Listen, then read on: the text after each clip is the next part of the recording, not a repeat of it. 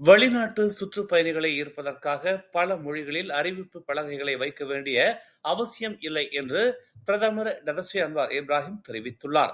மலேசியாவுக்கு வருகையாளர்களை கவர அது போன்ற நடவடிக்கைகள் முக்கியம் அல்ல என்று அவர் தெரிவித்தார். குறிப்பாக விமான நிலையங்களில் காணப்படும் இத்தகைய அறிவிப்பு பலகைகளே போதுமானவை என்று அவர் குறிப்பிட்டார்.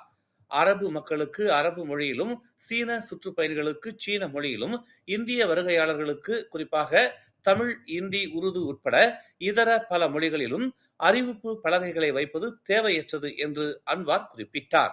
அறிவிப்பு பலகைகளில் காணப்படும் மொழிக்காக சுற்றுப்பயணிகள் மலேசியாவுக்கு வருவதில்லை என்று மக்களவையில் பிரதமரின் கேள்வி நேரத்தின் போது அன்வார் குறிப்பிட்டார்.